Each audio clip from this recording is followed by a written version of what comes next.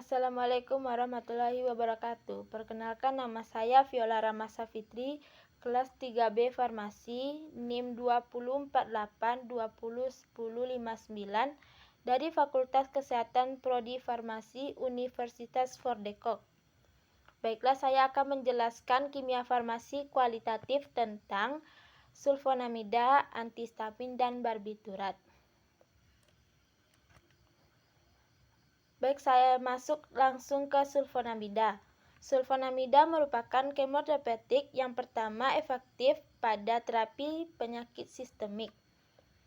Sekarang penggunaannya terdesak oleh kemoterapeutik lain yang lebih efektif dan kurang toksik karena banyak organisme yang menjadi resistensi terhadap sulfonamida.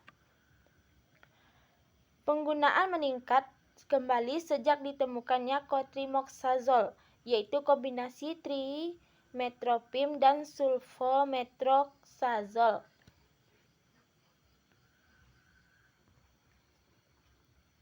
Sejarah sulfonamida. Pertama kali ditemukan oleh Domax tahun 1932, yaitu prontosil zat warna azo, efektif terhadap Streptococcus beta hemolytis dan bakteri lain. Kemudian, prontosil dikonversikan menjadi metabolit aktifnya, yaitu sulfonamida atau para amino benzensulfonamida. Sulfonamida merupakan nama generik turunan dari sulfanilamida. Masuk ke mekanisme kerja sulfonamida. Mekanisme kerjanya berdasarkan antagonisme saingan atau kompetitif. 2.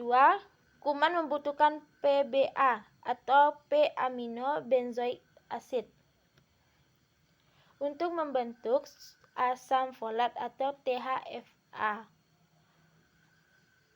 Asam folat digunakan untuk sintetis purin dan DNA atau RNA.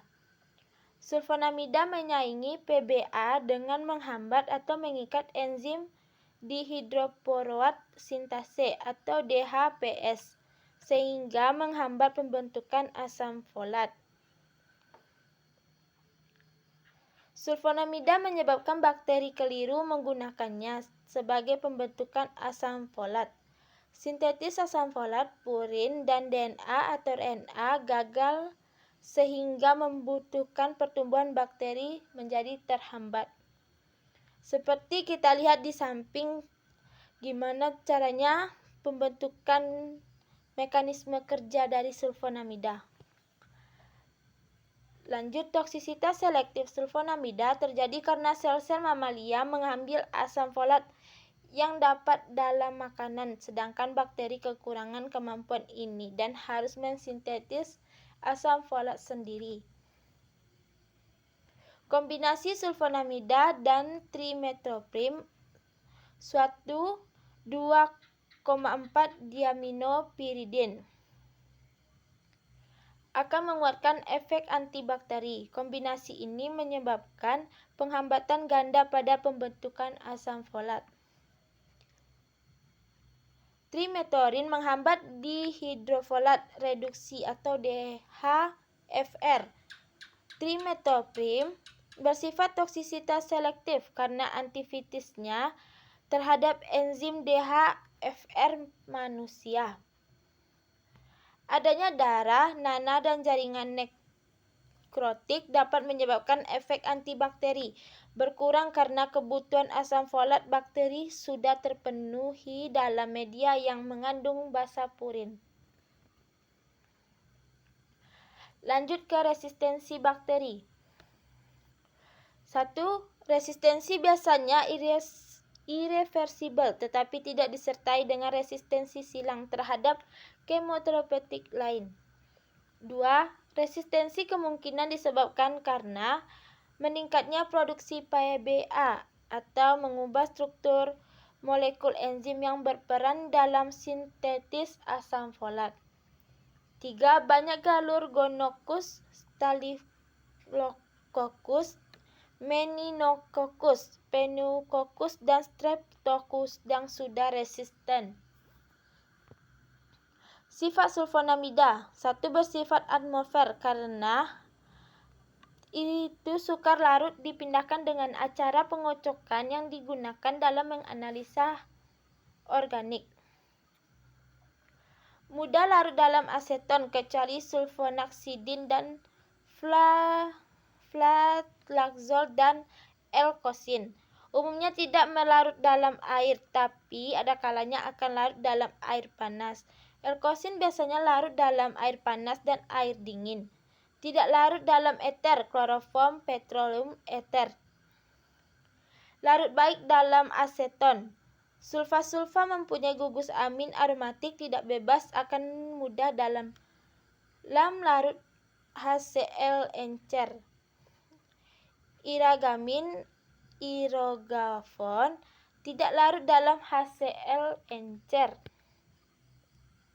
Sulfa dengan gugus aromatik sekunder sukar larut dalam HCl, misalnya septazin, soluseptizin, sulfasiksidin, larut dalam HCl, akan tetapi larut dalam NaNH-OH. Sulfa dengan gugus SO2-NHR akan terhidrolisis, bisa dimasak dengan asam kuat HCl atau HNO3. Uji identifikasi sulfonamida. 1. Reaksi spesifik untuk semua sulfa adalah dengan bereaksi Ehrlich, menghasilkan warna kuning yang mirip.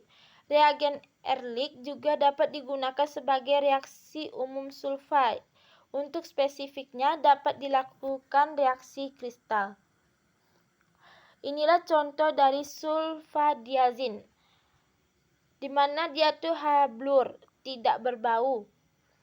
Ditambah Ehrlich menjadi kuning, endapan kuning, lama-lama menjadi orange.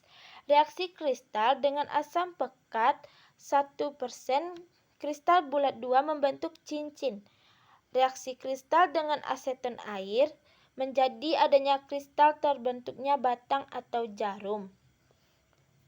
Lalu ditambah CuSO4 atau NaOH menjadi biru, terdapatnya endapan kristal.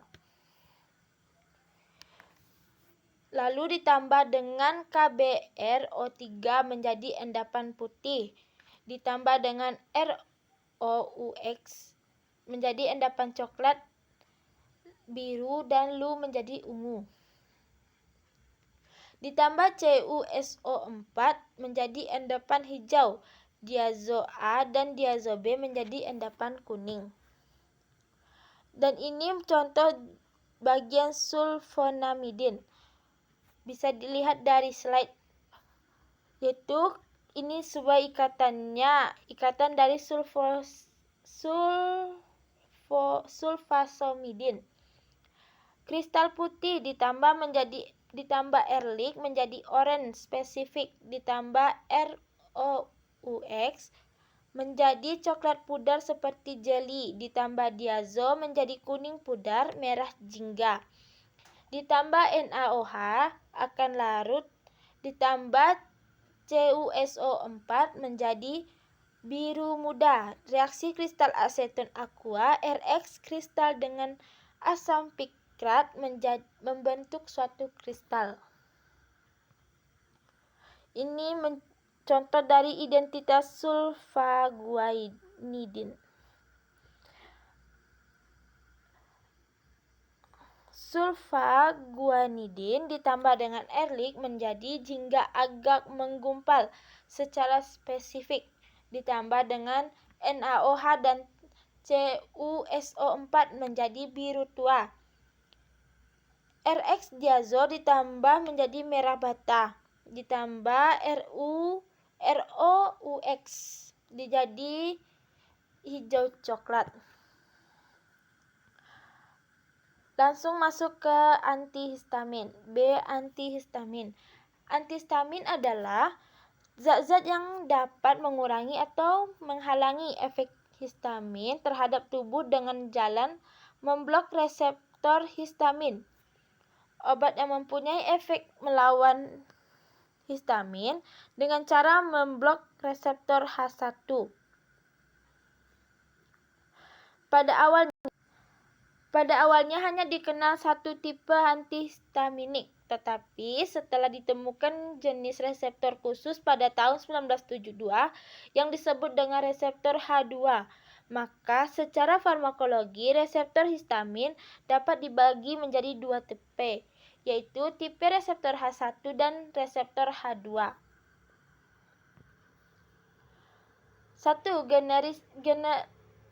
Kita langsung masuk ke generasi antihistamin. 1. Antagonis reseptor H1.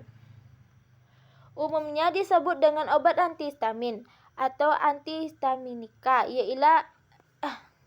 ialah antagonis H1 yang bereaksi melalui blokade reseptor histamin H1, di mana ia akan menghambat pembuluh darah, bronkus, dan otot polos, sedangkan efeknya pada reseptor H2 dan dapat diabaikan. Golongan antihistamin generasi 1. 1. Golongan alkilamin, yaitu bromfeniramin maleat, klorfeniramin maleat, dexklorfeniramin maleat, dan tripolidin. Golongan etanolamin, yaitu karbinoxamin maleat, clemastine furomat, dimenhidrinat, difenhidramin, dan doxilamin. Golongan etilendiamin, yaitu triphenelamin HCl atau sitrat, pirilamin maleat. Golongan fenotiazin, yaitu metidilazin, prometazin, timeprazin. Golongan piperazin, yaitu siklizin, hidroksizin, dan meklizin. Golongan piperidin, azatadin, ciproheptadin, dan mebihidrolin.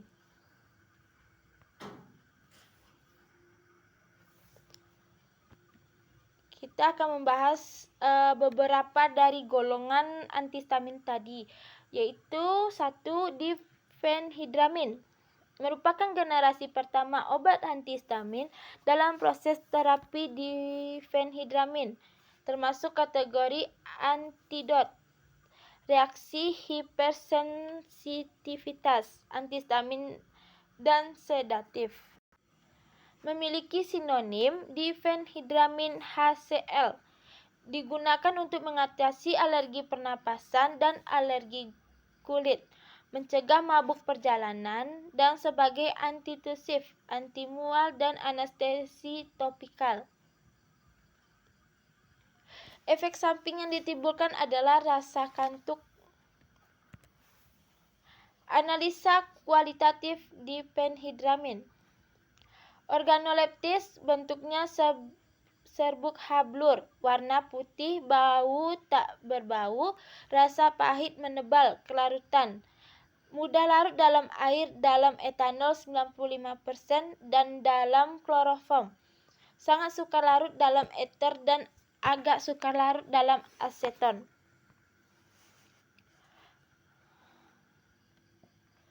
Analisa kualitatif klorfeniramin maleat.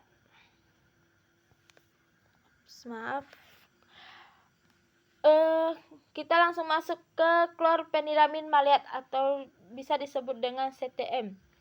Organoleptis bentuk serbuk hablur, warna putih, bau tidak berbau, rasa pahit menebal, Kelarutan mudah larut dalam air, dalam etanol 95%, dan dalam kloroform sangat sukar larut dalam eter dan agak sukar larut dalam aseton. 2. Klorpeniramin maleat. Kembali diulang lagi, apa itu klorpeniramin maleat? Untuk lebih detailnya, saya akan membacakan lebih jelas, lebih dalamnya lagi tentang klorpeniramin maleat ini. Merupakan turunan alkilamin, di mana obat golongan antihistamin menghambat reseptor H1 atau AH1 yang mempunyai efek samping dan toksisitas dan relatif rendah. Efek yang ditimbulkan rasa mengantuk, pusing, dan bibir kering.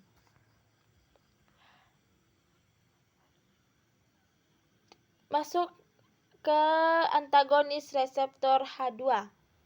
Dapat mengakibatkan timbulnya blood discaridis sebagai granulositopenia. Turunan ketiga dari imidazol, misalnya cimetidine, tidak punya gugus diurea, sehingga relatif tidak menimbulkan granulositopenia. Senyawa lain, ranitidin, oximetidin, famotidin, dan nizatidin merupakan antagonis reseptor H2 baru yang lebih aman. Adapun gejala yang ditimbulkan jika tubuh terkena alergi, yaitu bersin berulang kali, hidung berair, tenggorokan, hidung, dan kerongkongan gatal, mata merah, gatal, dan berair. Cara pemberian antihistamin bisa diberikan secara oral, tetapi ada juga yang diinjeksikan, terutama pada pengobatan shock anafilaksis. 2. Antihistamin juga digunakan dalam pengobatan mual dan muntah, contohnya cimetidin. Langsung masuk ke barbiturat.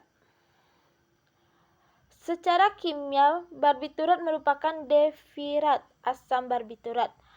Asam barbiturat merupakan hasil reaksi kondensasi antara urea dengan asam malonat. Ini merupakan struktur dasar dari asam barbiturat yang kita lihat di slide tersebut, yang bisa kita lihat di slide ini. Barbiturat selama beberapa saat telah digunakan secara ekstensif sebagai hipnotik dan sedatif. Namun sekarang, kecuali untuk beberapa penggunaan yang secara spesifik, barbiturat telah banyak diganti dengan benzodiazepin yang lebih aman. Barbiturat menyebabkan toleransi enzim metabolik obat. Yang paling mengerikan, dapat menyebabkan koma dalam dosis toksik barbiturat tertentu seperti iopental, karena bekerja sangat singkat, masih digunakan sebagai induksi anestesia. Dalam larutan basah, mudah terurai, terutama bila dipanaskan. Sifat dari barbiturat, yaitu sifat fisika dan sifat kimia. Sifat fisikanya: 1. Sukar larut dalam air, mudah larut dalam eter, kloroform, etil, dan etil asetat. 2. Zat padat kristal, tak berwarna atau putih. Pahit atau sedikit pahit, dapat menyublim untuk identifikasi. B. Sifat kimianya. Asam barbiturat adalah asam kuat dengan nilai pKa 4. Barbiturat asam lemah pKa 7-7,5 karena substitusi kedua atom hidrogen pada C5. Barbiturat dan defirat bentuk ketanol dengan NaOH, KOH, NH4OH, alkali karbonat. Garam larut dalam air. Penggolongan barbiturat dan contoh senyawa barbiturat. Penggolongan barbiturat. Turunan asam barbiturat ureida siklik atau akhirannya al. Bukan turunan asam barbiturat. Ureida alifatik, adalin, bromural, sulfonat, sedormit, trional, dan lain-lainnya. Contoh senyawa barbiturat yaitu fenarol, barbital, seneril, butetal, luminal, fenobarbital, dial, alobarbital, amita isoporal, pentotal, atau N-tiopental, atau pembiusan pada tindakan operasi. Terima kasih, sekian dari presentasi PPT saya. Terima kasih. Assalamualaikum warahmatullahi wabarakatuh.